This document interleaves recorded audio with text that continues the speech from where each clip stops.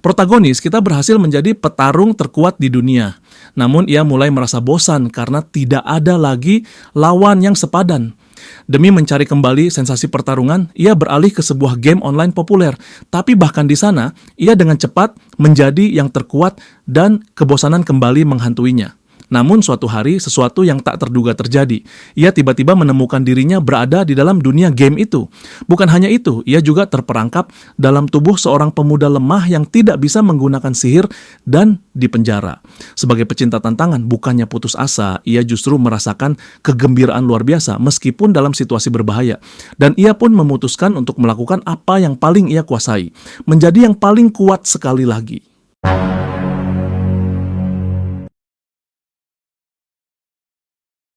Kisah kita dimulai 1000 tahun yang lalu saat perang iblis besar meletus. Perang ini terjadi ketika para monster tiba-tiba melintasi garis depan dan menyerang manusia. Manusia terpaksa melawan demi bertahan hidup, menandai dimulainya perang yang tak berkesudahan dan penuh darah. Tanah berubah merah akibat banyaknya darah yang tertumpah.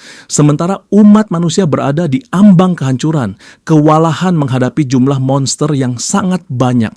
Lalu tiba-tiba seorang penyihir muncul mengendarai naga hitam. Dia melayang di atas medan perang dan melenyapkan semua monster dalam sekejap.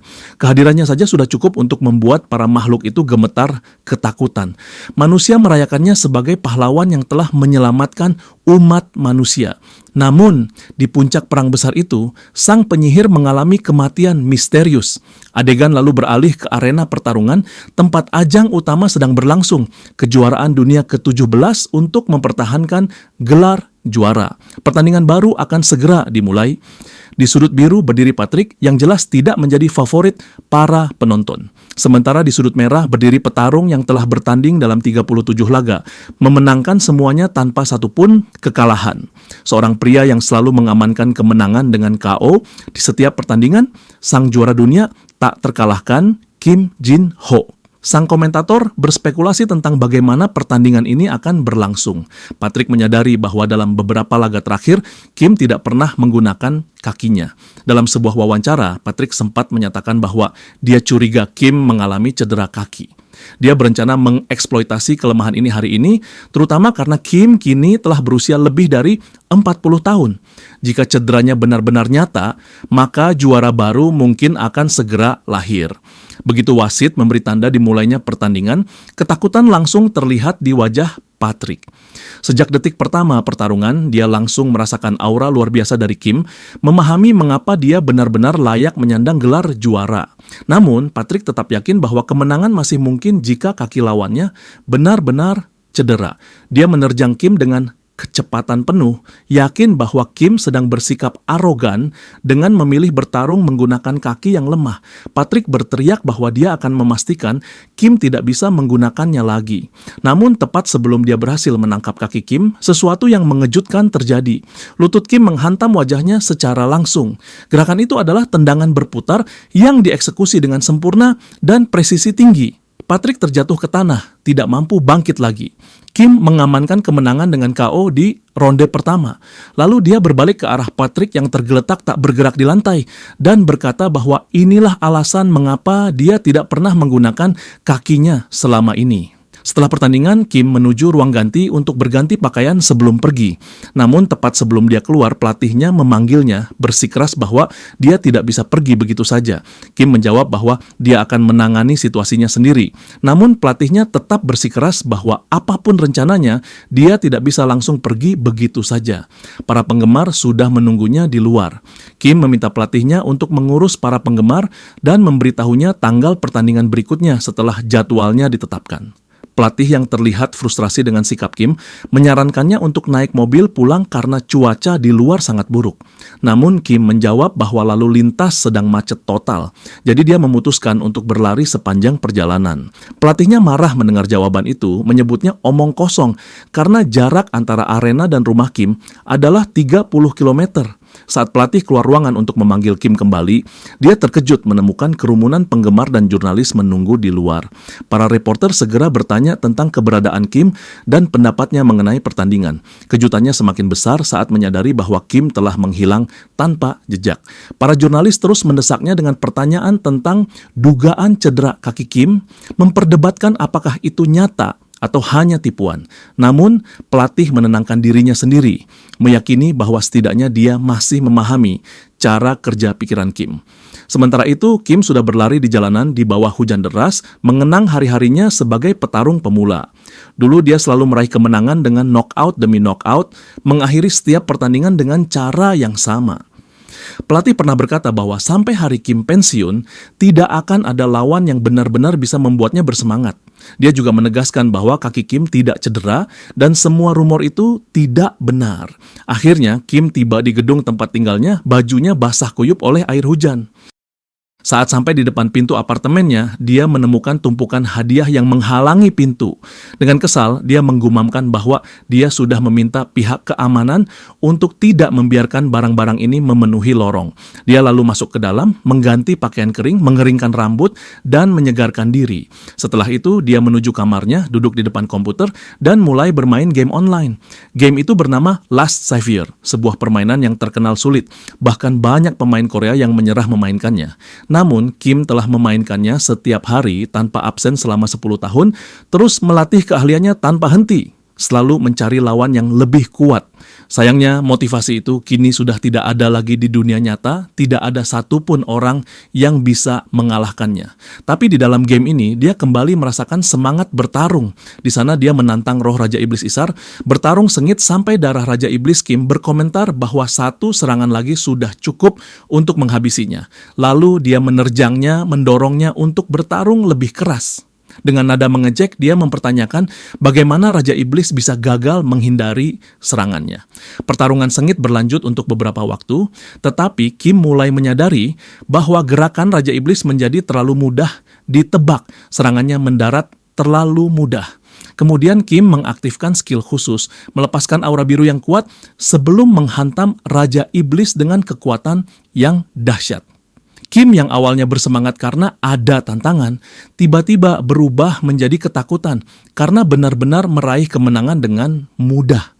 Dia mendapati dirinya justru menyemangati Raja Iblis, berharap pertarungan bisa berlangsung lebih lama untuk menghidupkan kembali semangatnya. Setelah menampilkan kemampuannya yang luar biasa, Kim akhirnya menjadi juara di dunia virtual maupun dunia nyata.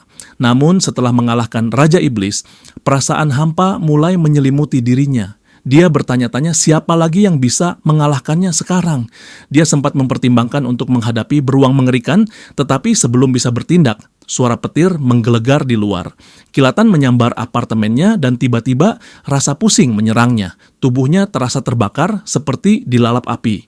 Saat dia melihat sekeliling, dia mendapati dirinya berada di tempat yang asing. Bingung, dia bertanya-tanya kapan dia meninggalkan rumahnya. Saat itu seseorang menepuk bahunya dan berkata bahwa dia sudah lama memanggilnya. Orang itu bertanya kenapa Kim yang hanya berdiri di sana lalu mendesaknya untuk segera bergerak. Mereka tidak punya waktu untuk berdiam diri. Mereka harus segera melarikan diri. Kim bertanya siapa dia, memperhatikan bahwa pakaian pemuda itu memiliki angka 172. Lalu dia bertanya di mana mereka sebenarnya berada. Tiba-tiba Kim melihat kerumunan besar berlari menuju sebuah gerbang. Sebuah bendera di dekatnya menarik perhatiannya. Bendera itu terasa familiar. Dia yakin pernah melihatnya sebelumnya. Namun, sebelum dia bisa memahami situasinya, pemuda di sampingnya berbicara tajam, menyuruhnya sadar. Dia bertanya apakah Kim ingin diam di sana dan membusuk di tempat ini. Lalu dia mengungkapkan bahwa hari ini adalah kesempatan terakhir mereka untuk melarikan diri dari penjara terkutuk yang dikenal sebagai Karyon. Kim terkejut. Dia tidak bisa percaya bahwa dia benar-benar ada di Karyon. Namun sebelum dia bisa mencerna semuanya, pemuda itu meraih kerah bajunya, mengatakan bahwa tidak ada waktu lagi. Dia harus bergerak cepat. Saat semua ini terjadi, Kim masih tidak bisa percaya dengan apa yang dia lihat. Dia berkata pada dirinya sendiri bahwa ini pasti mimpi. Sementara itu, para tahanan saling mendorong untuk terus maju saat mereka semakin mendekati pintu keluar. Namun, saat Kim berlari, perasaan tidak enak mulai muncul. Ini bukan mimpi. Semuanya terasa terlalu nyata. Dia bertanya-tanya apakah dia entah bagaimana masuk ke dalam game yang dia mainkan. Dan yang lebih buruk, sekarang dia adalah seorang tahanan di dalamnya. Saat terus berlari, dia berkata pada dirinya sendiri bahwa semuanya masih belum jelas sekarang. Namun yang paling penting adalah melarikan diri dari penjara terlebih dahulu. Sambil berlari, dia meminta pemuda itu untuk sedikit memperlambat langkahnya. Namun pemuda itu mengabaikannya, menyuruhnya berhenti bicara dan terus berlari. Bagaimanapun, Kim menyadari ada sesuatu yang tidak beres. Ada yang tidak sesuai. Penjara Carrion seharusnya tidak sepi seperti ini. Pemuda itu menjawab bahwa itu karena Komandan Clark sedang tidak ada. Kim terkejut saat mendengar nama Komandan Clark. Pemuda itu melanjutkan menjelaskan bahwa Clark baru saja pergi, membuat ini menjadi kesempatan sempurna untuk kabur. Namun tiba-tiba Kim menghentikannya dan mencengkeram lehernya. Pemuda itu memohon agar dia sadar kembali, agar mereka bisa segera melarikan diri bersama. Namun Kim mengabaikannya, menggenggam bajunya pemuda itu dengan erat, lalu mulai berlari ke arah yang berlawanan dari para tahanan lainnya. Pemuda itu berteriak terkejut, bertanya apa yang sedang dia lakukan. Kim berpikir dalam hati bahwa jika kata-kata pemuda itu benar, maka pelarian mereka masuk akal. Namun instingnya sebagai seorang juara dengan tegas memperingatkannya untuk menjauh dari gerbang itu. Sementara itu, anak laki-laki itu berusaha melepaskan diri dari cengkeraman Kim, menuntut untuk dibebaskan. Saat gerbang penjara terbuka, para tahanan bersorak gembira, menyatakan bahwa akhirnya mereka akan mendapatkan kebebasan mereka. Mereka bergegas menuju gerbang dengan penuh semangat untuk merebut kembali kebebasan yang telah lama dirampas dari mereka. Pemuda itu berjuang lebih keras untuk melepaskan diri dari Kim, berteriak bahwa dia juga ingin keluar dari penjara ini. Namun, tepat saat para tahanan mendekati gerbang dengan penuh kegembiraan, ekspresi mereka berubah menjadi ketakutan. Salah satu dari mereka tiba-tiba jatuh mati tanpa peringatan. Berdiri di depan mereka adalah Komandan Clark sendiri. Clark tersenyum tenang lalu memanggil para penjaganya, memerintahkan mereka untuk membunuh setiap tahanan tanpa pengecualian. Pemuda itu terkejut melihat Clark berdiri tuh di sana. Kim dengan tenang menjelaskan bahwa dia seharusnya sudah menyadari sejak awal bahwa semua ini hanyalah jebakan, lalu menyuruhnya untuk diam dan berlari secepat mungkin. Para tahanan segera berhamburan, berusaha melarikan diri dari gerbang dengan panik. Para penjaga mulai membantai mereka satu persatu. Setelah itu, Komandan Clark memerintahkan anak buahnya untuk mengumpulkan semua tahanan yang tersisa. Begitu mereka semua tertangkap, mereka dipaksa berbaris dalam satu barisan, diperintahkan untuk tidak bergerak sama sekali. Kim melihat anak laki-laki itu menatap salah satu tahanan yang mati dengan ekspresi horor. Pemuda itu berusaha mengendalikan dirinya, tetapi perutnya terasa mual tak tertahankan. Tak mampu menahannya, dia langsung muntah di tempat, menarik perhatian seorang penjaga yang langsung menghajarnya karena bergerak. Para penjaga kemudian mengumumkan bahwa siapapun yang bergerak akan segera dibunuh. Kim berpikir dengan suram bahwa mereka bahkan tidak kasihan dengan anak kecil, maka pembantaian besar-besaran tidak akan mengejutkannya. Dan jika itu terjadi, dia tak punya pilihan selain bertarung sendiri. Komandan Clark lalu berdiri tepat di depan Kim, mengejeknya dengan mengatakan bahwa dia beruntung bisa bertahan hidup hari ini. Dengan nada sarkastik, dia berkata bahwa mungkin mereka bahkan tidak memiliki keberanian untuk mencoba melarikan diri.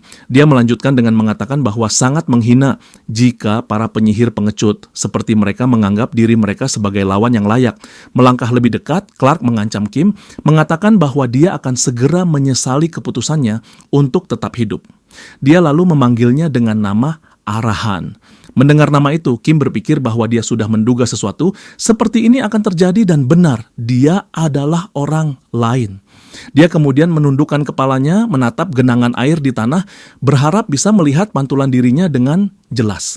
Setelah seminggu di dalam camp, satu-satunya tugas para tahanan adalah membangun menara batu. Kim berpikir bahwa kerja paksa ini tidak memiliki tujuan selain penyiksaan dan kelelahan yang sia-sia.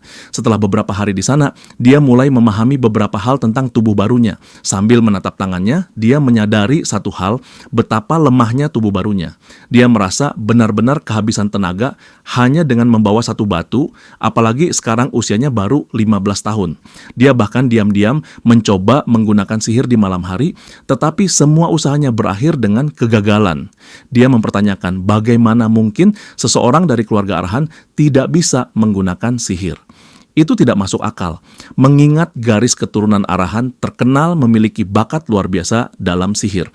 Oleh karena itu, mustahil baginya untuk tidak bisa menggunakan sihir sama sekali. Ekspresi Kim berubah cemas saat dia memikirkan anggota keluarga arahan lainnya. Mungkin dia benar-benar satu-satunya yang tidak bisa menggunakan sihir. Itu mungkin alasan mengapa mereka membuangnya ke tempat yang menyedihkan ini. Pikirannya tiba-tiba terhenti ketika seorang penjaga berteriak memerintahkannya untuk segera membawa batu sihir ke sisi lain. Duduk dengan santai di kursinya, sang penjaga bertanya, "Kenapa Kim? Kenapa dia hanya diam di tempat?" Lalu memerintahkannya untuk segera bergerak. Namun Kim tetap fokus menatap sesuatu di hadapannya, sebuah notifikasi yang menunjukkan bahwa proses sinkronisasi sedang berlangsung. Karena jumlah data yang besar, proses ini mungkin memakan waktu cukup lama. Dia bertanya-tanya berapa lama lagi proses ini akan berlangsung. Adegan berganti ke ruang makan penjara, di mana para tahanan hanya mendapat porsi makanan yang sangat kecil. Kim berpikir bahwa sejak kedatangannya di penjara Carrion, dia terus berlatih dengan konsisten. Namun, kekurangan makanan tetap menjadi hambatan terbesarnya. Bocah di sebelahnya bertanya apakah dia akan melewatkan sarapan lagi. Kim menatapnya, mengatakan bahwa waktunya sangat tepat, lalu menyerahkan rotinya. Kim berpikir bahwa sementara semua tahanan lain menghindarinya, anak ini berbeda. Dia lalu mengingat rumor aneh tentang keluarga arahan, keluarga penyihir terkuat di dunia, yang anggotanya ditandai dengan mata merah. Konon, mata mereka dikutuk karena telah membunuh begitu banyak orang, dan siapapun yang menatap mata mereka akan mati. Saat melihat bocah itu makan, Kim berpikir bahwa mereka sebaya dan berbagi sel yang sama. Itu berarti mereka mungkin dekat sebelum dia mengambil alih tubuh ini. Meskipun dia tidak bisa mengingatnya sama sekali. Dia bertanya-tanya apa yang bisa membuat anak sekecil ini berakhir di penjara Carrion. Tak lama setelah itu, Ryu memperingatkan Kim agar lebih berhati-hati belakangan ini. Kim bertanya apa maksudnya. Ryu menjelaskan bahwa karena keberadaannya, beban kerja para tahanan meningkat, menyebabkan ketegangan dan persaingan di antara mereka. Dia menyarankan agar Kim menangani semuanya dengan lebih hati-hati. Kim menyadari bahwa itu menjelaskan kenapa para tahanan belakangan ini tampak lebih bersemangat dari biasanya. Ryu kemudian memperingatkannya dengan suara pelan tentang tahanan nomor 589. Dia adalah pemimpin para tahanan, seorang petarung terkenal di arena yang dipenjara karena telah membunuh banyak orang. Kim dengan tenang mengatakan bahwa Ryu akan berada dalam bahaya jika terus bergaul dengannya. Namun Ryu menegaskan bahwa dia tidak bisa begitu saja meninggalkan seorang teman, terutama setelah mereka menjadi dekat. Kim mengakui bahwa kesetiaan Ryu patut dihargai, tetapi dia memperingatkan bahwa jalannya akan semakin sulit. Dia meminta Ryu untuk menjauh mulai sekarang. Terkejut, Ryu bertanya apa yang tiba-tiba membuatnya berkata seperti itu. Tiba-tiba, keduanya mendengar langkah kaki mendekat. Kim melirik ke arah para tahanan yang semakin mendekat dan berkata kepada Ryu bahwa hal yang dikhawatirkannya tampaknya akan terjadi sekarang. Saat Ryu mengikuti pandangan Kim, dia langsung membeku ketakutan. Menyadari bahwa pemimpin para narapidana telah tiba bersama gengnya, pemimpin itu langsung berbicara kepada Kim, mengatakan bahwa dia mendengar semua orang harus bekerja lebih keras karena Kim. Kim dengan tenang bertanya apakah itu benar, seraya menambahkan bahwa jika memang begitu, dia akan menggunakannya sebagai latihan. Namun sebelum dia bisa menyelesaikan kalimatnya, pemimpin itu melayangkan pukulan keras langsung ke arahnya. Pukulan itu begitu dahsyat hingga menciptakan debu yang berterbangan. Ryu berteriak cemas memanggil nama Kim untuk memastikan dia baik-baik saja. Namun saat debu mereda, Ryu terkejut melihat Kim mencengkeram kerah pemimpin itu dengan erat, tersenyum percaya diri dengan tatapan menantang di matanya. Kim kemudian dengan cepat menghantam kepala pemimpin itu dengan lututnya. Ryu dan para narapidana lainnya terpaku, tak percaya dengan kejadian yang baru saja mereka saksikan. Namun, pemimpin itu justru mengejek Kim, bertanya apa yang sedang dia coba lakukan. Kim terkejut menyadari serangannya sama sekali tidak berpengaruh. Dia bertanya-tanya mengapa dirinya tiba-tiba menjadi begitu lemah. Pemimpin itu kemudian mencengkeram pakaian Kim dan melemparkannya dengan kekuatan luar biasa. Ryu kembali berteriak, memanggil nama Kim. Sementara itu, pemimpin tersebut dengan nada mengejek bertanya-tanya apa yang telah terjadi pada Kim, seraya menyatakan bahwa hari ini dia tidak akan berhenti sampai Kim mati. Pada saat itu, jendela notifikasi muncul lagi di depan Kim, memberitahukan bahwa proses sinkronisasi akhirnya selesai. Melihat notifikasi itu, Kim menyeringai lebar. Aura biru mulai terpancar dari tubuhnya saat dia menatap lurus ke arah pemimpin dan anak buahnya. Dia bangkit dengan penuh kekuatan, seluruh tubuhnya diselimuti energi biru, urat-urat di tangannya terlihat jelas. Kini kekuatannya jauh lebih besar dari sebelumnya. Kim melirik ke bawah, melihat lengan bajunya telah robek akibat kekuatan luar biasa yang baru saja dia dapatkan. Dia mengambil posisi bertarung, menyarankan kepada pemimpin itu agar segera kembali ke dalam sebelum terlambat.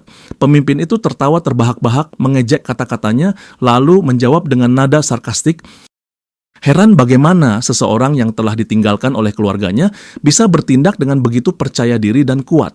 Kim dengan tenang membalas bahwa dia harus berhenti bicara omong kosong, lalu menantangnya untuk mendekat jika memang berani, atau segera mundur jika ketakutan. Tanpa ragu, pemimpin itu langsung menerjang Kim, menyatakan bahwa dia akan membunuhnya seperti yang diinginkannya. Namun saat dia mendekat, Kim langsung melayangkan tendangan yang sangat kuat. Tapi Kim terkejut ketika pemimpin itu berhasil menangkap kakinya di tengah serangan. Pemimpin itu menyeringai arogan, mengatakan bahwa dia akan mengajarkan tikus kecil ini pelajaran tentang tempatnya yang seharusnya. Namun sebelum dia bisa menyelesaikan kalimatnya, Kim dengan cepat berputar dan melayangkan tendangan kuat dengan kaki lainnya. Pemimpin itu terpaksa melepaskan kaki Kim, memegang kepalanya yang terasa sakit. Kim tidak memberinya kesempatan untuk pulih, langsung menghantam dagunya dengan pukulan keras. Dampak serangannya terlihat jelas di wajah pemimpin itu. Tak mampu menghindari serangan berikutnya, sebuah pukulan ganas mendarat tepat di kepalanya, membuatnya jatuh ke tanah dan tak mampu berdiri lagi. Kim dengan dingin berkomentar bahwa inilah alasan mengapa dia selalu berusaha menghindari penggunaan kakinya. Melihat pemimpin mereka terkapar, para narapidana segera menyerbu Kim, berteriak bahwa mereka tidak akan berhenti sampai dia mati. Namun, Kim tetap tenang. Dia berjalan mendekati pemimpin yang jatuh, menaruh kakinya dengan kuat di tubuhnya sambil mencengkeram lengannya. Dia memperingatkan mereka untuk tidak bergerak sedikit pun, mengatakan bahwa satu langkah lagi akan menyebabkan rasa sakit luar biasa dan cedera permanen bagi pemimpin mereka. Kim menuntut mereka untuk segera memanggil komandan penjara jika tidak ingin hal itu terjadi. Para narapidana terkejut dengan tuntutannya, menuduhnya hanya menggertak. Kim, yang menyadari ketidakpercayaan mereka, menekan lebih keras lengan pemimpin itu, mengancam akan merobeknya dalam sekejap jika mereka tidak menurut. Salah satu narapidana langsung berlari untuk memanggil komandan penjara, sementara yang lainnya membawa pergi pemimpin mereka. Mereka memperingatkan Kim bahwa ancamannya sudah jelas, tetapi lain kali keadaan akan berbeda. Kim dengan tenang menjawab bahwa memang seharusnya mereka berkata begitu. Ryu bergegas ke sisi Kim, terkejut dan kagum dengan aksinya. Dia bertanya kapan Kim belajar keterampilan luar biasa seperti itu. Kemudian dia menyadari bahwa Kim tiba-tiba terlihat lebih tinggi, terkejut karena sebelumnya dia mengira mereka memiliki tinggi yang sama. Kim hanya duduk dan meminta Ryu untuk terus mengangkat batu. Ryu bertanya kepada Kim, bertanya apakah dia berpikir mengangkat batu akan membuatnya lebih tinggi juga. Di dalam pikirannya, Kim menyadari bahwa sinkronisasi telah mentransfer atribut fisiknya dari dunia nyata ke tubuhnya dalam game ini. Namun, dibandingkan fisiknya yang sebenarnya, tubuh ini tetap milik seorang anak kecil. Dia segera memutuskan bahwa hal itu tidak penting sekarang. Yang paling penting adalah status karakternya akhirnya muncul. Dia menemukan bahwa namanya di dunia ini adalah Z Arahan dan dia berasal dari kelas Magic. Namun dia terkejut saat melihat level mananya 0. Dia bertanya-tanya dalam hati bagaimana mungkin seorang Mage memiliki level mana serendah ini. Mengapa mereka memberinya statistik yang begitu lemah dan tubuh yang begitu rapuh? Ryu menginterupsi pikirannya, bertanya apa yang sedang dia lakukan, berbicara sendiri. Kim merasa canggung menyadari bahwa dia begitu larut dalam pikirannya hingga tidak menyadari kehadiran Ryu. Kemudian saat berbaring di tempat tidurnya, Kim masih tidak percaya bahwa karakter selemah Z bisa ada dalam game ini. Jelas bahwa orang ini benar-benar telah ditelantarkan oleh keluarganya. Berusaha menenangkan diri, dia terus memeriksa statistiknya. Setidaknya kekuatan, kecepatan, stamina, dan persepsinya semuanya dimaksimalkan di angka 100. Itu adalah satu-satunya hal positif yang dia temukan. Dia juga melihat ada penalti yang diterapkan pada tubuhnya, tetapi dengan percaya diri memutuskan bahwa dengan latihan fisik saja, dia pasti bisa mengatasinya. Tiba-tiba Kim teringat soal makanan, berpikir dengan muram bahwa makanan di tempat ini benar-benar mengerikan. Dia melanjutkan memeriksa status window-nya, melihat banyak keterampilan yang tidak dikenalnya. Semuanya dikategorikan sebagai S-rank. Beberapa keterampilan seperti Poison Immunity dan Immortal Swordsman diperoleh langsung dari game. Dia lalu melihat sesuatu yang disebut berkat dari penyihir agung dan bangkit dari tempat tidurnya, bergumam bahwa itu mungkin hanya sebuah nama. Namun dia segera mengetahui tujuannya. Bagaimanapun juga, dia berpikir pasti ada cara untuk mengatasi masalah mana pada Z. Tiba-tiba suara bergema di seluruh penjara memanggil para tahanan segera. Saat mendengar nama mereka dipanggil, para tahanan keluar dari sel mereka, berjalan perlahan dengan rantai di kaki mereka. Ryu berbisik dengan suara pelan bahwa kelompok lain sedang menuju keluar lagi. Penasaran, Kim bertanya siapa para tahanan itu. Ryu menjelaskan bahwa mereka adalah narapidana hukuman mati yang sedang menuju untuk makan terakhir kalinya.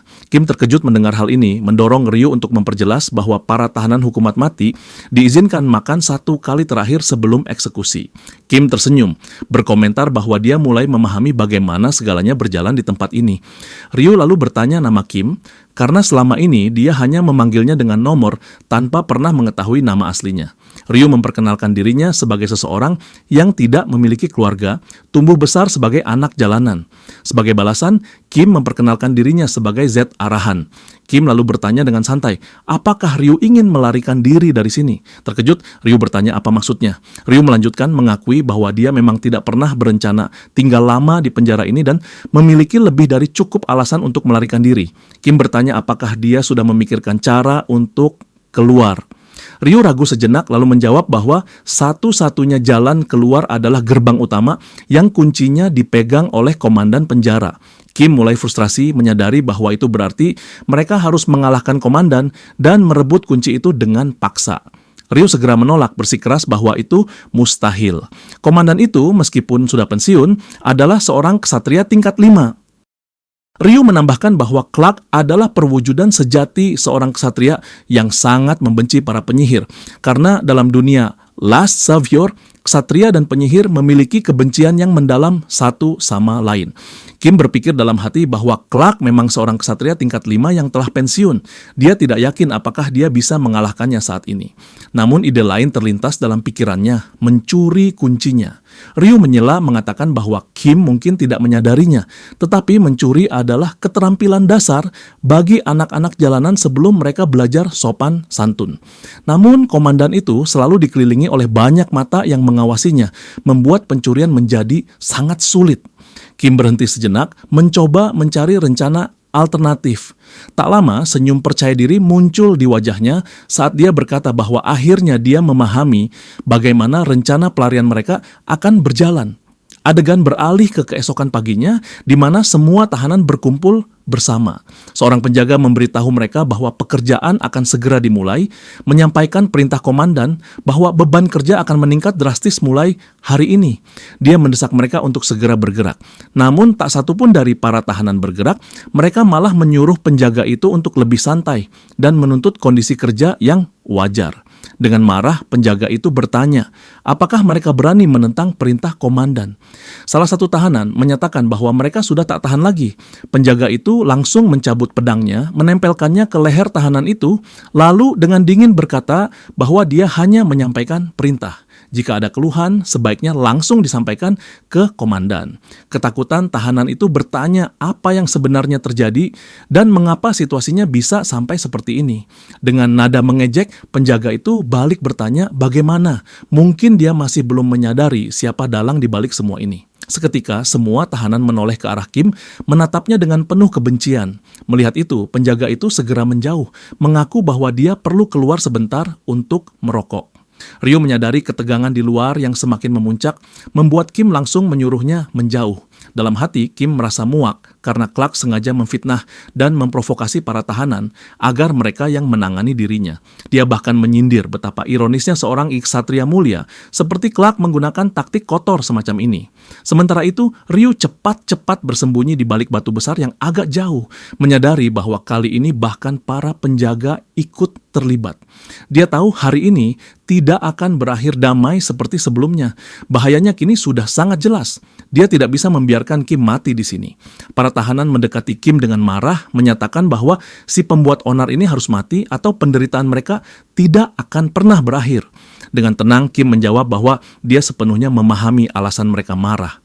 Dia tahu konflik ini tak bisa dihindari. Saat para tahanan menyerangnya, mereka mengejek bahwa sifat arogan keluarga arahan masih sangat kental, jadi sikapnya itu sama sekali tidak mengejutkan. Namun, Kim langsung menyerang balik dengan cepat, melayangkan lututnya ke perut salah satu tahanan pertama yang mendekatinya. Tahanan itu langsung terkapar di tanah, tidak bisa berdiri lagi. Kim dengan tegas menyatakan bahwa dia tidak akan membiarkan mereka membunuhnya semudah itu. Tahanan yang lain segera mengepungnya, menyebutnya gila. Namun, Kim tetap tenang dan berkata bahwa dia memang sedang mencari cara untuk melampiaskan amarahnya. Dan pertarungan ini adalah kesempatan yang sempurna untuk itu. Dia memasang kuda-kuda, lalu dengan berani menantang mereka untuk menyerangnya sekaligus. Para tahanan menerima tantangan itu dan langsung menyerang dengan penuh tenaga. Kim menghajar mereka satu persatu, menikmati setiap pukulan yang dia layangkan. Dengan nada penuh semangat, dia berkata bahwa inilah yang dia inginkan, bertarung melawan semua orang sekaligus bukan satu persatu. Dia terus menghajar mereka tanpa ampun, menikmati intensitas pertarungan itu. Dia berteriak dengan penuh semangat bahwa inilah sensasi yang dia cari. Keseruannya baru saja dimulai. Setelah menjatuhkan beberapa tahanan, dia kembali menantang mereka untuk menyerangnya dengan kekuatan penuh. Salah satu tahanan mencoba menyerangnya dari titik buta, tetapi Kim dengan mudah menghindar dan langsung membalas dengan pukulan siku yang kuat. Dia terus menyerang mereka satu persatu dengan kecepatan luar biasa.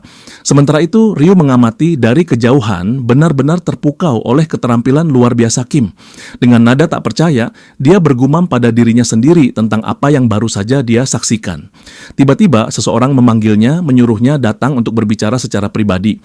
Kembali ke Kim, dia masih dengan mudah mengalahkan semua yang mencoba menghentikannya. Kesal, para tahanan akhirnya mengeluarkan senjata mereka dan memutuskan untuk menyerang secara terkoordinasi, bukan satu persatu. Namun itu tidak membuat perbedaan bagi Kim. Dia tetap menghadapi mereka dengan mudah, bahkan mengakui bahwa semakin dia nyaris terkena serangan, semakin besar semangat bertarungnya.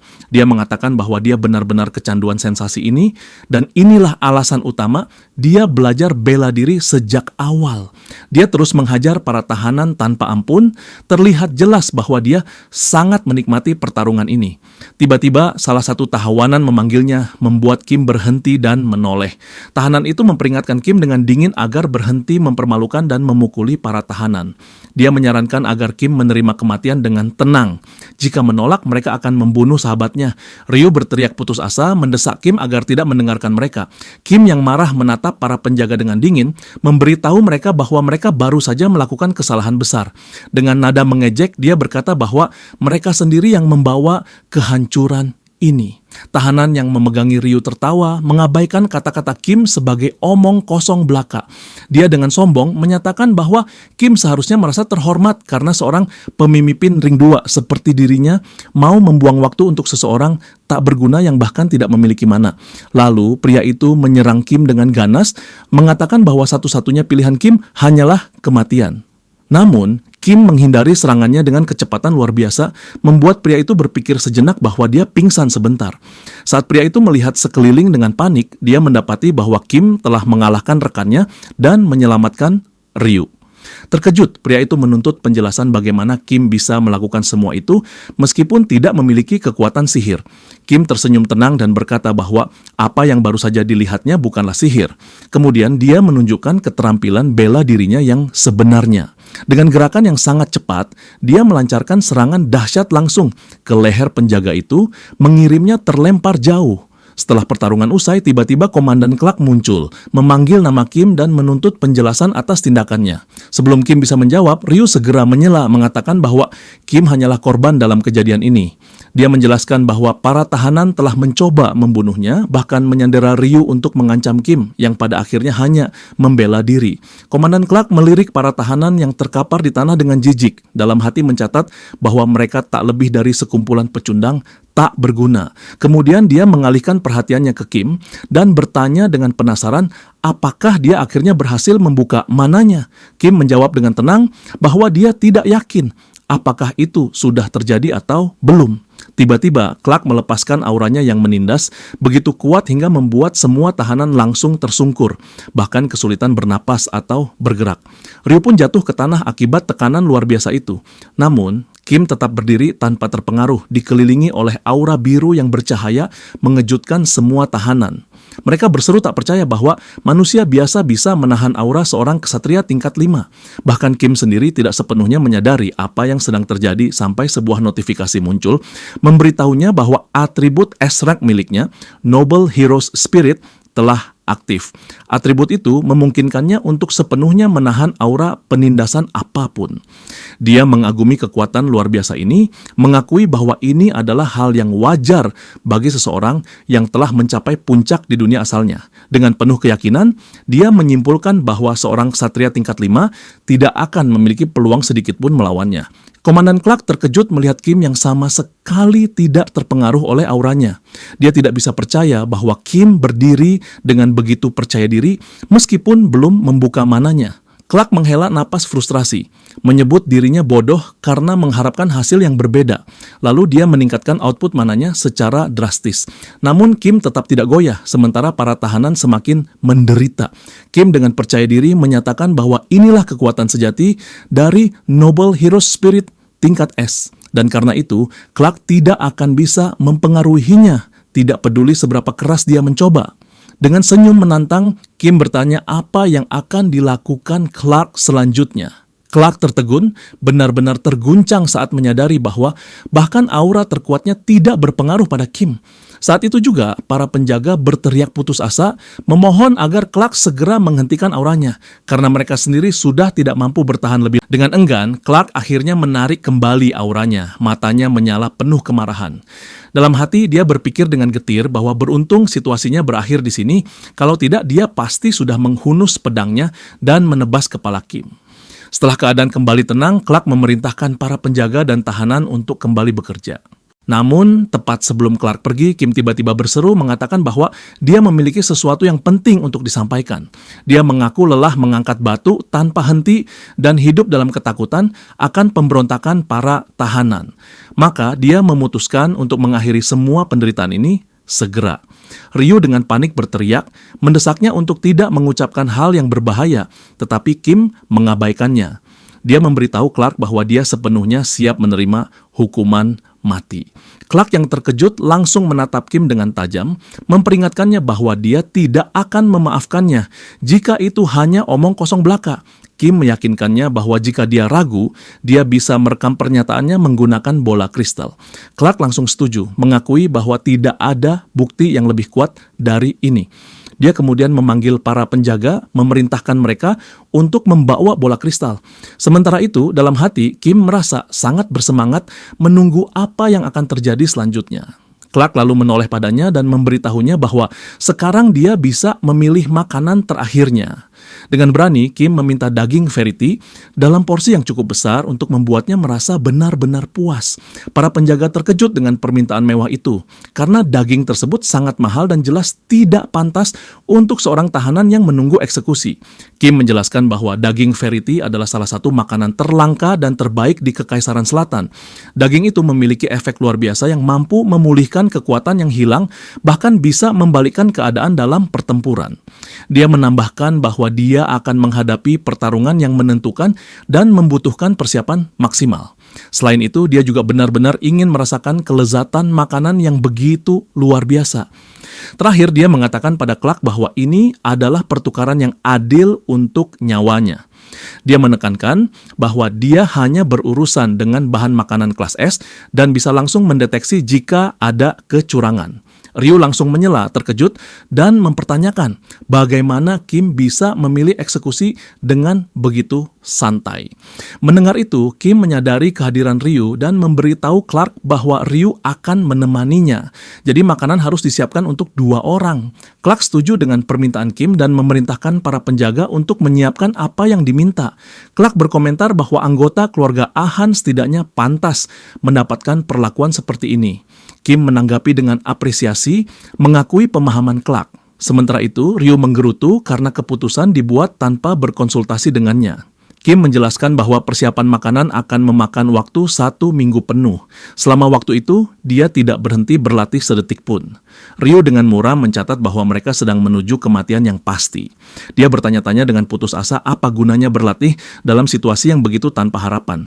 Namun Kim yang sepenuhnya fokus pada latihannya berpikir bahwa dalam dunia Last Savior, begitu salah satu stat mencapai level maksimum 100, poin pengalaman secara otomatis dialihkan ke stat yang belum lengkap. Karena saat ini hanya mana yang belum sempurna, semua pengalaman yang dia dapatkan otomatis masuk ke sana. Akhirnya, seorang penjaga datang mengumumkan bahwa sudah waktunya mereka pergi. Kim dengan penuh semangat menyatakan bahwa saat yang mereka tunggu telah tiba. Sementara itu, Ryu menarik rambutnya frustasi, mengumumkan bahwa hidupnya benar-benar berakhir sekarang. Adegan beralih ke ruang makan, di mana hidangan mewah yang mereka minta telah disajikan di depan mereka. Saat Ryu mencicipi makanan itu, air mata memenuhi matanya. Dengan penuh emosi, dia mengakui bahwa ini adalah pertama kalinya dalam hidupnya dia merasakan sesuatu yang begitu lezat. Kim dengan riang menanggapi bahwa semua ini berkat dirinya. Tiba-tiba, berbagai jendela notifikasi muncul di depan Kim, menunjukkan bahwa statistiknya meningkat pesat. Penalti pada tubuhnya juga berangsur-angsur berkurang. Kim tersenyum puas menyatakan bahwa tahap pertama dari rencananya telah berhasil diselesaikan. Di tempat lain, Komandan Clark diberitahu oleh salah satu penjaganya bahwa Kim dan Ryu telah mulai makan.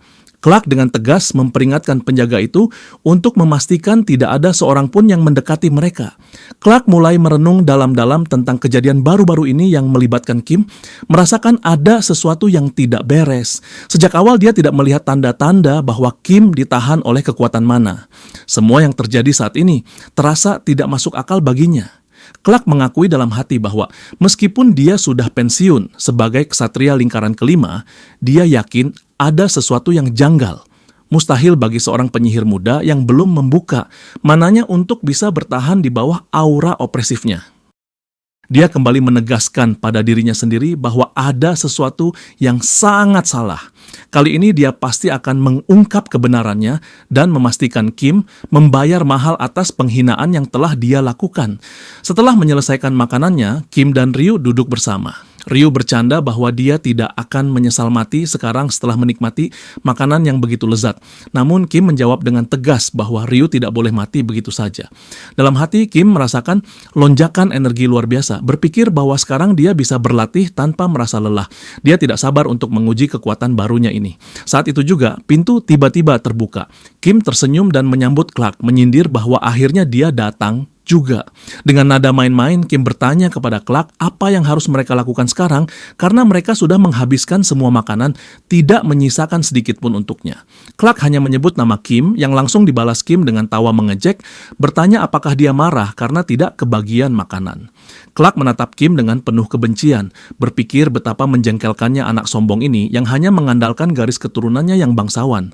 Kemudian Clark meletakkan tangannya yang mengenakan gelang sihir di bahu Kim, berbisik bahwa kali ini dia akan memastikan Kim menyerah karena rasa sakit yang tak tertahankan. Clark berpikir dingin bahwa keluarga Ahan memang keluarga penyihir terbesar, dan bahkan anggota terlemah dari klan mereka pun bisa memberinya manfaat besar.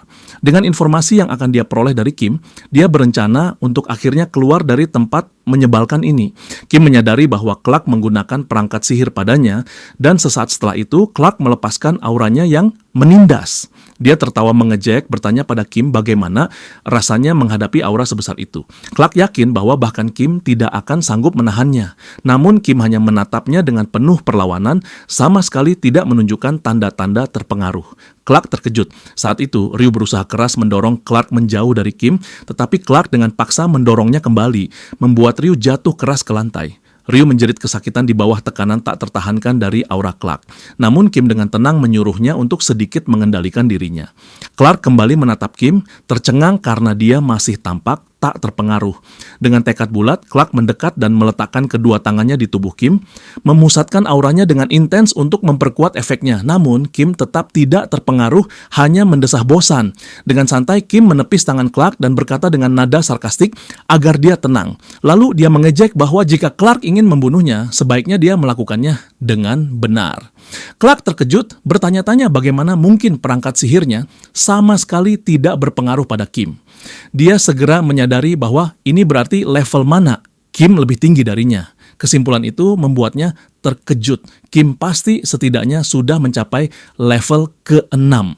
Clark menolak untuk menerima kenyataan ini, namun di saat yang sama dia mulai bertanya-tanya apakah inilah kekuatan sejati yang tersembunyi dalam keluarga Ahan. Sulit dipercaya.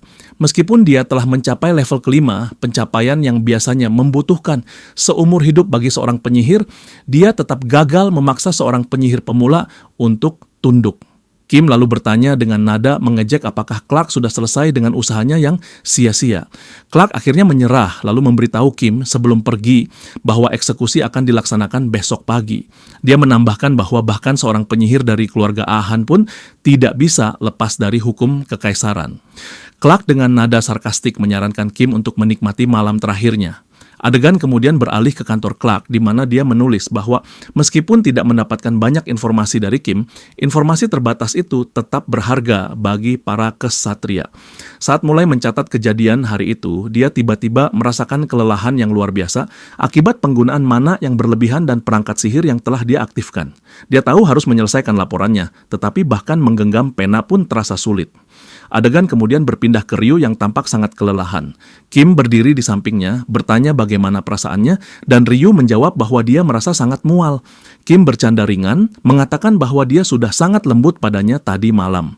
Ryu tertawa jahil sambil menunjukkan kunci gerbang yang berhasil dia curi, dengan bangga bertanya bagaimana pendapat Kim tentang keahliannya.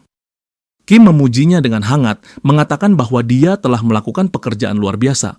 Meskipun dalam hati Kim berpikir bahwa apa yang dilakukan Ryu sangat berbahaya bagi orang biasa, tetapi dia telah menunjukkan tekad yang luar biasa. Ryu menjelaskan bahwa rencana mereka berhasil karena perhatian Clark sepenuhnya teralihkan pada Kim. Lalu, dengan nada khawatir, dia bertanya apakah Kim benar-benar baik-baik saja. Kim meyakinkannya bahwa dia dalam kondisi sempurna, tetapi Ryu merasakan sesuatu yang aneh dan menuduh Kim menyembunyikan sesuatu. Kim bercanda mengatakan bahwa dia hanya perlu membawa beberapa batu tambahan agar merasa lebih baik. Saat membuka jendela statusnya lagi, Kim menyadari bahwa statistiknya telah meningkat lebih jauh setelah mengonsumsi daging, memberinya sensasi yang benar-benar berbeda. Tubuhnya kini dipenuhi energi baru. Dia berharap semua penalti bisa segera hilang, tetapi menyadari bahwa itu tidak mungkin untuk saat ini. Dia lalu memberitahu Ryu bahwa mereka harus melarikan diri malam ini, begitu tubuhnya sedikit pulih. Ryu dengan gugup bertanya apakah mereka tidak sebaiknya pergi sekarang, karena takut Komandan Clark akan menyadari pergerakan mereka kapan saja. Namun Kim menenangkannya, mengatakan bahwa tidak perlu khawatir tentang Clark, yang kemungkinan besar sudah tertidur saat ini. Ryu terkejut dengan keyakinan Kim dan bertanya bagaimana dia bisa begitu yakin bahwa Clark sudah tidur. Kim dengan tenang menjelaskan bahwa dia yakin karena gelang yang dipakai Clark sangat langka. Begitu langka hingga dia bahkan tidak bisa mengingat namanya. Namun satu hal yang dia tahu pasti adalah gelang itu dapat langsung menggandakan keluaran mana sekaligus meningkatkan kelelahan secara drastis. Karena itu, Clark pasti sudah tertidur sekarang. Kim menambahkan bahwa kemunculan Clark yang tiba-tiba di perjamuan dengan kunci, serta penggunaan perangkat sihir telah sangat menyederhanakan rencana pelarian mereka.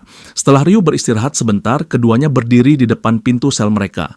Kim mengumumkan bahwa akhirnya saatnya untuk melarikan diri, sambil bercanda mengatakan bahwa Ryu bisa tetap tinggal jika merasa takut. Ryu dengan cepat menjawab bahwa sebagai asistennya, dia wajib ikut bersamanya. Lalu dengan gugup, Ryu memberitahu Kim bahwa dia tidak memiliki kunci sel dan bertanya apa yang harus mereka lakukan selanjutnya. Kim dengan tenang menyuruhnya mundur. Kemudian dia menendang pintu sel dengan keras, menghancurkannya dengan mudah. Ryu terkejut luar biasa, bertanya dengan tidak percaya kekuatan macam apa yang dimiliki Kim, dan mempertanyakan lagi apakah dia benar-benar seorang penyihir dengan kekuatan fisik seperti itu. Mendengar suara ribut, para penjaga muncul dan bertanya apa yang sedang Kim lakukan di luar selnya. Kim dengan santai menjawab bahwa dia hanya sedang melarikan diri. Lalu dia berlari dengan Ryu dengan kecepatan luar biasa. Sementara itu, para penjaga bergegas memberitahu Clark. Saat mereka berlari, Ryu dengan cemas memperingatkan Kim tentang gerbang utama di depan yang dijaga ketat. Para penjaga bertekad menghentikan mereka dengan segala cara. Kim memerintahkan Ryu untuk terus berlari apapun yang terjadi, lalu melesat maju dengan kecepatan luar biasa.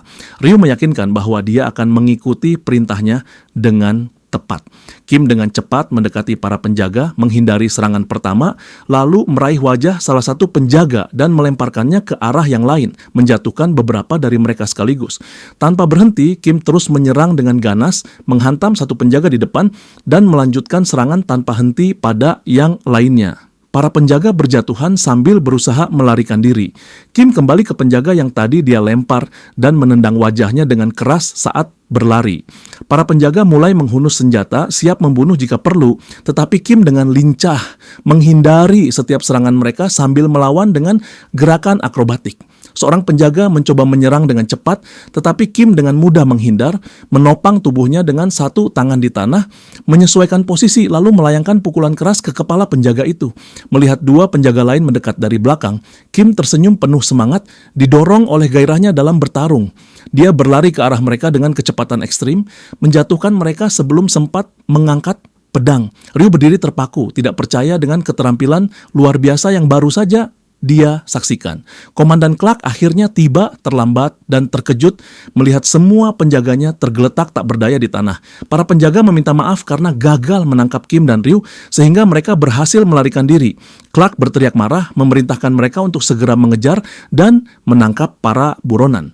Adegan beralih ke desa Motama yang terletak di dekat penjara. Ryu dan Kim bersembunyi di dalam kotak, hanya keluar setelah merasa aman dari kejaran. Kim mengatakan bahwa mereka masih terlalu dekat dengan penjara dan para penjaga bisa dengan mudah menemukan mereka. Namun, Ryu menjawab bahwa mereka tidak punya pilihan lain karena desa-desa lain terlalu jauh. Dia berargumen bahwa bersembunyi di antara orang-orang biasa akan membuat mereka hampir tidak terdeteksi, sehingga lebih aman. Kim bertanya apa yang sedang Ryu cari. Ryu mengeluarkan pakaian dari dalam kotak dan menyerahkannya pada Kim, menyuruhnya mengenakan pakaian itu. Kim bereaksi dengan jijik, protes bahwa pakaian kotor ini hanya dipakai oleh pengemis. Ryu dengan tenang menunjukkan bahwa seluruh daerah itu dipenuhi pengemis dan berpakaian seperti mereka adalah cara terbaik agar mereka tetap tidak terlihat. Kim akhirnya menerima logika Ryu dan dengan enggan mengenakan pakaian itu. Setelah itu, Ryu memberitahu Kim bahwa dia akan pergi mencari beberapa barang yang diperlukan dan memintanya tetap bersembunyi serta tidak bergerak. Kim dengan skeptis bertanya bagaimana Ryu berencana mendapatkan barang-barang itu tanpa uang. Ryu menyeringai meyakinkan Kim bahwa mereka tidak butuh uang sama sekali. Mereka hanya akan mencuri apa yang mereka perlukan. Dia berjanji tidak akan lama, dengan bangga mengingatkan Kim bahwa dia bagaimanapun juga adalah asistennya. Kim menunggu dalam diam sampai hampir 1 jam kemudian Ryu akhirnya kembali. Kim bertanya apa yang dia dapatkan dan Ryu mengeluarkan lensa kontak berwarna untuk menyembunyikan warna merah khas mata Kim. Kim bertanya apakah ini sudah cukup. Ryu menjawab bahwa setidaknya lensa itu akan menutupi warna merah yang terkait dengan keluarga Ahan. Ryu kemudian menjelaskan lebih lanjut bahwa di wilayah selatan yang dikuasai klan Bahal, lensa kontak biru sangat populer di kalangan masyarakat, terutama bangsawan sombong yang menganggap warna mata sebagai sekadar aksesori mode. Kim berkomentar dengan penuh pemikiran bahwa klan Bahal memang sangat terkenal. Dia mengingat bahwa tokoh utama dalam cerita aslinya bernama Torres Bahal. Dia sendiri pernah menggunakan nama itu di akhir permainan, mewakili Ahan di sisi sihir dan Bahal di sisi ilmu pedang. Dia menyadari bahwa di dunia ini, kedua klan tersebut saling membenci, yang terlihat jelas dari warna mata mereka yang sangat kontras. Ryu kemudian memberitahu Kim bahwa dia telah menemukan tempat yang bagus untuk beristirahat sebelum akhirnya tertidur. Kim merenungkan situasinya saat ini, bertanya-tanya bagaimana dia bisa tiba-tiba terjebak di dalam dunia game sebagai tahanan. Sekarang dia bahkan harus tidur di dalam kandang kuda. Namun meskipun keadaannya seperti ini, dia justru merasa menikmatinya dengan cara yang aneh. Dia melirik ke arah Ryu, bertanya-tanya mengapa anak itu terus mengikutinya. Ryu bersikeras bahwa dia adalah asistennya, meskipun jelas bahwa Clark hanya mengejar Kim. Meskipun mengetahui bahaya yang mengintai, Ryu tetap berada di sisinya. Kim menyadari bahwa dia masih tahu sangat sedikit tentang anak itu. Baginya, Ryu hanyalah anak jalanan dan pencuri kecil yang saat ini membutuhkan bantuannya. Namun, bisakah dia benar-benar mempercayainya? Keesokan paginya, sinar matahari menyelimuti tempat mereka beristirahat. Ketika terbangun, Kim berkomentar bahwa dia baru menyadari betapa buruknya tempat ini. Tadi malam karena gelap, dia tidak begitu memperhatikannya. Namun sekarang, dia sulit percaya bahwa dia benar-benar tidur di sini. Ryu mengejeknya, mengatakan bahwa karena Kim lahir sebagai bangsawan, dia pasti tidak terbiasa tidur di tempat seperti ini. Kim membalas dengan bertanya, apakah ada orang yang benar-benar menikmati hidup di lingkungan seperti ini? Ryu menjawab dengan serius bahwa orang-orang tidak tinggal di tempat seperti ini karena mereka ingin, tetapi karena keadaan memaksa mereka. Kim pun memutuskan bahwa mereka tidak bisa terus hidup seperti ini. Mereka harus segera mendapatkan uang, terutama karena mereka juga membutuhkan makanan untuk bertahan hidup. Dengan hati-hati, Ryu bertanya bagaimana Kim berencana melakukannya tanpa menarik perhatian para penjaga. Dia bahkan bercanda, menyarankan agar Kim belajar mencuri. Kim hanya tersenyum dan menolak gagasan itu. Sebagai gantinya, dia meminta Ryu untuk menemukan arena pertarungan di mana dia bisa bertanding. Menuruti permintaan itu, Ryu membawanya ke sebuah arena pertarungan bawah tanah yang terkenal dengan pertarungan brutalnya. Begitu mereka masuk, mata Kim langsung berbinar penuh semangat. Di sekelilingnya, orang-orang bersorak keras, penuh kegembiraan. Ryu berbisik cemas mengatakan bahwa mereka jelas telah datang ke tempat yang salah. Namun, Kim dengan percaya diri menegaskan bahwa ini justru tempat yang tepat. Mereka mulai menyaksikan pertarungan yang sedang berlangsung. Penonton berteriak dengan ganas, menuntut darah dan kekerasan. Kim mengakui bahwa awalnya dia mengira arena ini hanya tempat pertarungan kelas rendah. Namun ternyata tempat ini jauh melampaui ekspektasinya. Ryu ketakutan mengatakan bahwa tempat ini mengerikan dan ingin segera pergi. Namun Kim tetap menonton dengan penuh minat. Di dalam arena, petarung bernama X mendominasi pertarungan. Dia melayangkan pukulan kuat ke wajah lawannya. Darah mengalir deras dari hidung lawannya. Namun tanpa ragu, Fighter X terus menghajarnya tanpa belas kasihan. Ryu dengan gugup memberitahu Kim bahwa di tempat ini membunuh seseorang dianggap hal yang biasa. Dia menunjuk bahwa Fighter X jelas jauh lebih kuat dari lawannya. Namun sebelum dia bisa melanjutkan, dia tiba-tiba menyadari sesuatu. Kim tidak lagi berada di sampingnya. Kerumunan mendadak terdiam, terkejut dengan pemandangan di depan mereka. Seorang anak laki-laki dengan mudah telah menghentikan pukulan Fighter X, menangkap tinjunya tanpa kesulitan. Itu adalah Kim. Dengan tenang dia mengatakan kepada X bahwa lawannya sudah tidak mampu bertarung lagi. Dia menyarankan agar X sedikit menahan diri. X menatap dengan bingung, tidak percaya bahwa seorang anak berbicara padanya seperti itu. Ryu yang sama terkejutnya menatap Kim yang berdiri di arena, bertanya-tanya dengan tidak percaya mengapa anak gila itu melompat ke pertarungan dengan begitu ceroboh. Kim lalu menatap wasit dengan nada sarkastik, bertanya apakah dia telah menerima suap untuk mengabaikan pertarungan yang jelas-jelas sudah selesai, atau apakah arena ini memang tidak memiliki aturan sama sekali. X dengan marah menarik tangannya lalu mengejek Kim, mengatakan bahwa seorang bangsawan sepertinya seharusnya paling terhibur dengan kebrutalan ini. Namun Kim justru balik bertanya, bagaimana X bisa menentukan bahwa dia seorang bangsawan hanya dari penampilannya. Dia menunjuk pada pakaiannya yang jelas-jelas lebih mirip seorang pengemis. Menyadari hal itu, kerumunan mulai merasa kesal, jengkel karena seorang anak jalanan telah merusak hiburan mereka. Kim dengan tenang membungkam keluhan mereka, menawarkan diri untuk bertarung melawan X sebagai kompensasi karena sudah merusak kesenangan mereka. Sambil tersenyum percaya diri, dia berjanji akan memberi mereka pertunjukan yang tak terlupakan. Mendengar itu, Ryu dengan cemas mendekati Kim, memarahinya dan menegaskan bahwa dia sudah berulang kali memperingatkannya bahwa kesombongannya semakin berbahaya. Dengan panik, Ryu mengingatkan bahwa seluruh penonton mendukung X dan peluang kemenangan Kim bahkan kurang dari 1:1000 atau bahkan 1:10.000. Dia memohon agar Kim memilih lawan lain selain X. Namun Kim dengan tenang menyuruh Ryu untuk santai dan mengambil semua uang mereka untuk bertaruh padanya. Marah, Ryu bertanya apakah Kim bahkan mendengar satu kata pun dari yang dia katakan, bertanya-tanya apakah dia memang selalu berencana bertindak sembrono seperti ini. Tapi Kim hanya mengubah topik pembicaraan dengan ceria, mengatakan bahwa setelah pertarungan ini, mereka akan berpesta seolah itu adalah hari terakhir mereka hidup. Saat pertarungan antara Kim dan X dimulai, X diam-diam mengakui pada dirinya sendiri bahwa meskipun Kim bertindak sembrono, anak itu tampak luar biasa tenang. Mengamatinya dengan saksama, X merasakan sesuatu yang aneh. Meskipun Kim tampak berusia sekitar 15 tahun, pola pernapasannya yang sempurna membuatnya terlihat seperti petarung veteran berpengalaman. Namun, yang benar-benar menarik perhatian X adalah sikap bertarung Kim yang unik, berbeda dari apapun yang pernah dia lihat sebelumnya. Tiba-tiba, X merasakan bahaya yang tak terduga terpancar dari Kim.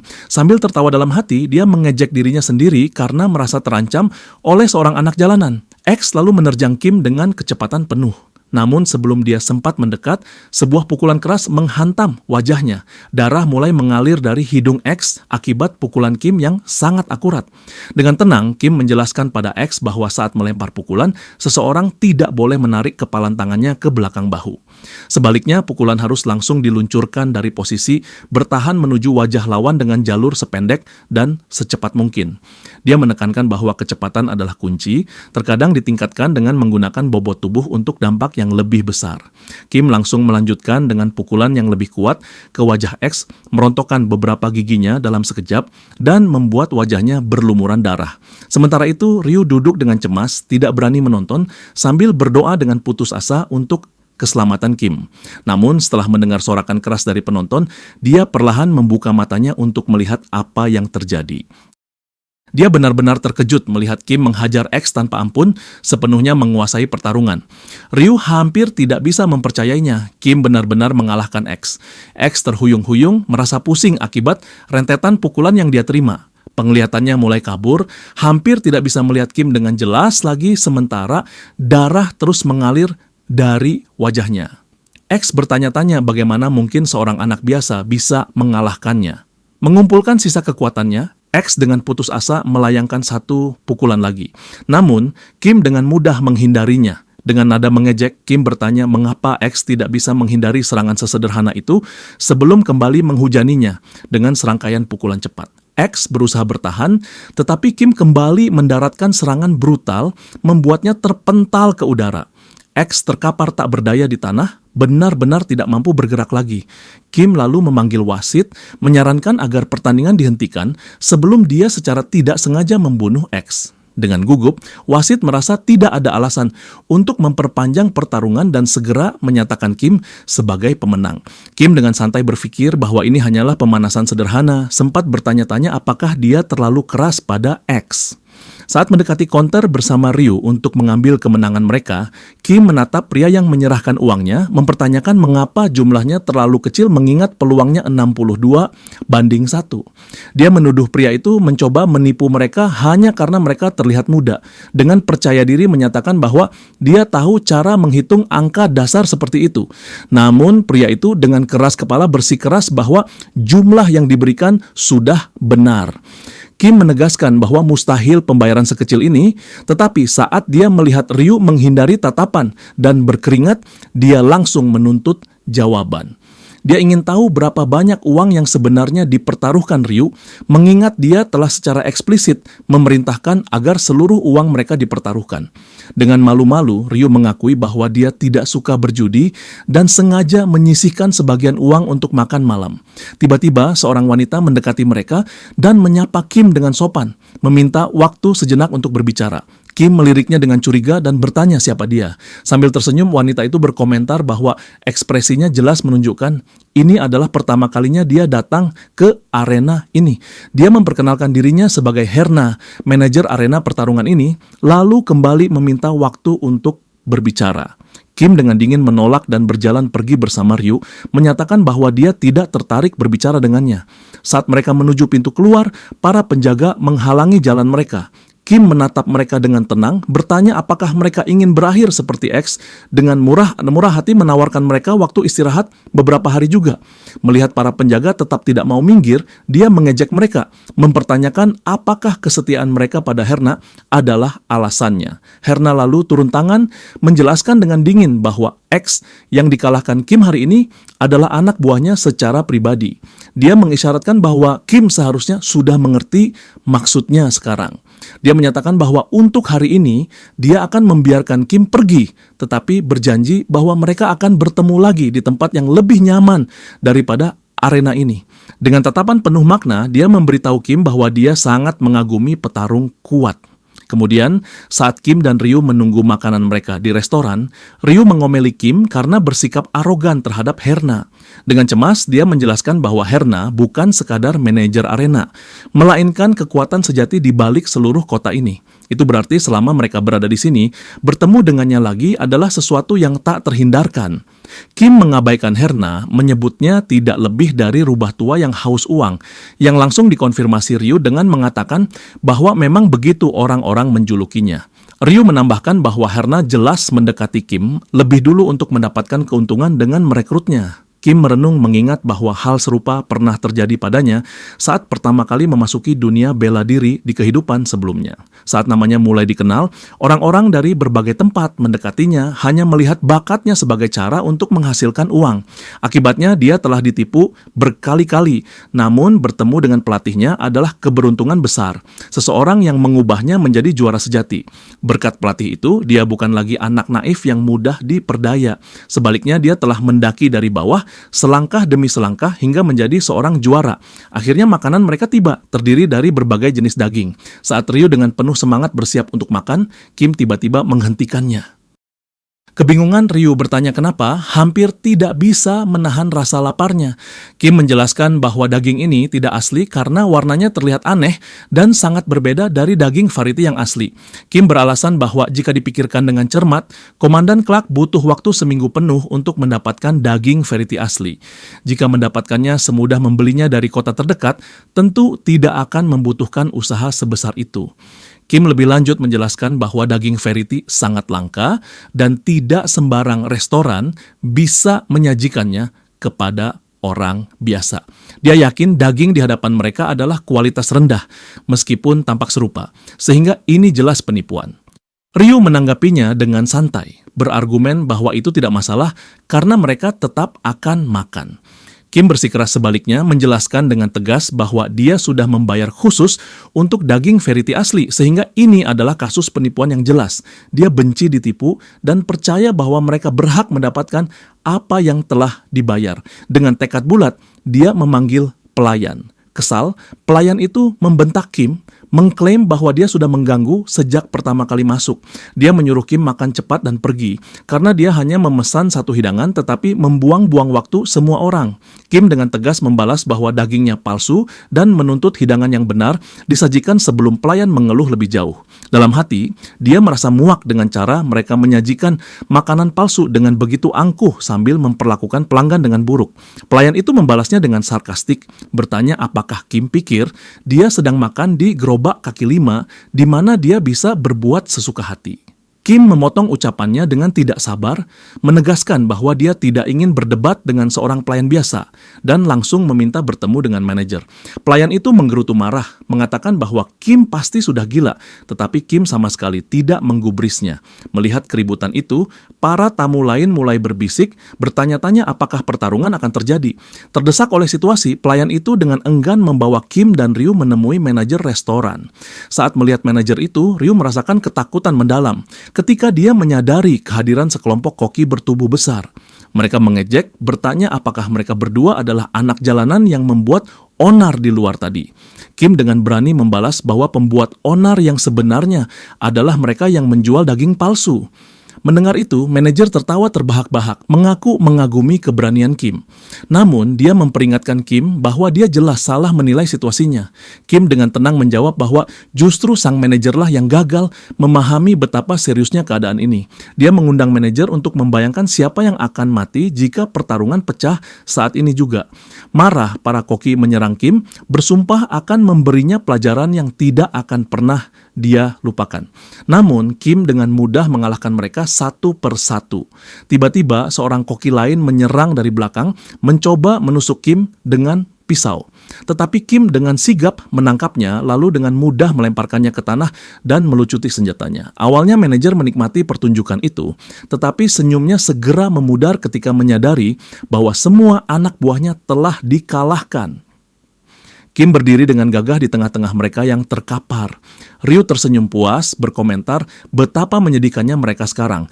Dengan bangga, dia memberitahu mereka bahwa orang yang mereka tantang barusan adalah orang yang telah mengalahkan Fighter X. Manajer itu menelan ludah gugup. Dia mengaku bahwa saat pertama kali mendengar Fighter X kalah, dia tertawa, tidak percaya bahwa bocah ini yang telah mengalahkannya. Sekarang dengan cemas, dia bertanya apa yang sebenarnya diinginkan Kim darinya. Kim melangkah maju dengan tenang dan menyatakan dengan jelas bahwa sekarang mereka bisa berbicara dengan jujur. Dia menuntut kompensasi atas penipuan yang mereka alami di restoran. Dia mengajukan dua permintaan sederhana. Pertama, manajer harus mengembalikan uang yang telah mereka bayar. Kedua, mulai sekarang, restoran harus menyediakan daging verity asli secara gratis kapanpun mereka mau. Mendengar tuntutan itu, manajer menelan ludah dan bergumam bahwa Kim tidak lebih dari seorang preman yang dengan terang-terangan memerasnya. Kemudian saat mereka memasuki kamar baru yang mereka dapatkan di penginapan, Ryu dengan gembira melompat ke atas ranjang empuk itu. Dengan penuh kegembiraan, dia mengaku bahwa ini adalah pertama kalinya dia tidur di tempat yang begitu mewah. Dia yakin tidak ada yang bisa terasa lebih nyaman dari ini. Berbalik ke arah Kim dengan penuh kekaguman, Ryu memujinya karena begitu luar biasa hari ini. Persis seperti yang diharapkan dari seseorang dengan darah bangsawan.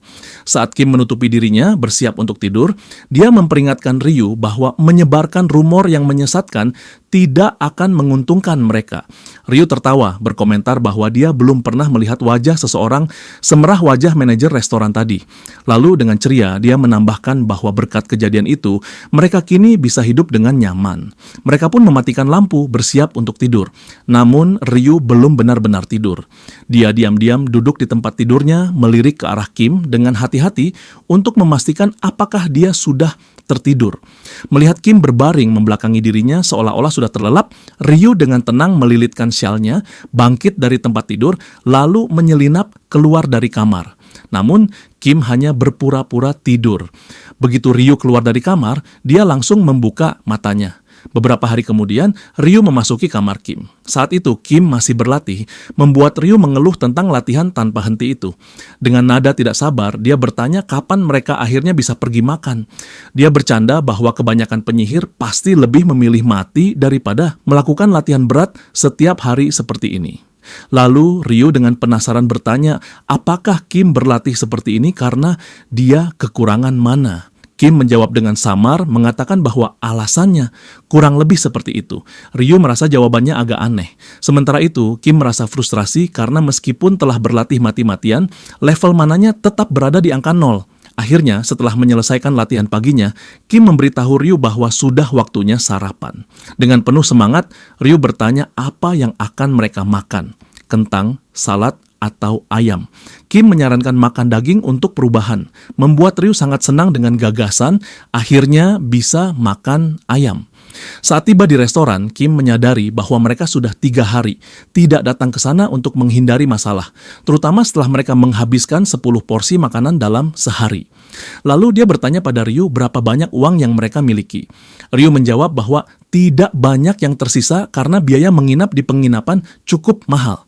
Dalam hati, Kim merasa frustrasi. Setelah hidup di dunia game ini selama 10 tahun, dia sudah sangat memahami ekonominya. Menghabiskan 50 koin emas hanya dalam beberapa hari terasa seperti membuang uang di jalanan. Dia melirik Ryu curiga bahwa Ryu mengira dia tidak akan menyadari perilaku anehnya karena latar belakang bangsawannya. Kim bertanya-tanya rahasia apa yang disembunyikan Ryu. Untuk saat ini, dia memutuskan berbohong tentang dana mereka dan memilih mengabaikannya selama tidak berubah menjadi pengkhianatan terang-terangan. Namun, dia bertekad untuk mengungkap kebenarannya suatu hari nanti.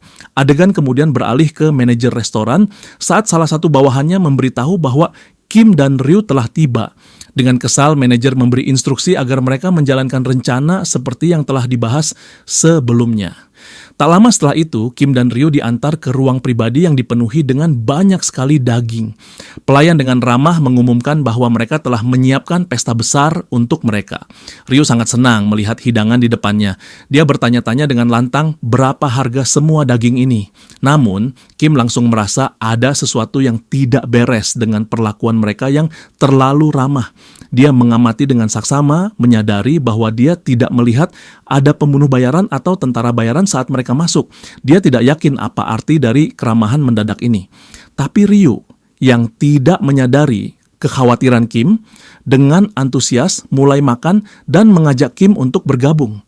Ryu menyerahkan sepotong daging yang dibungkus selada kepadanya dengan ceria mengatakan bahwa dia telah menyiapkannya khusus untuk Kim.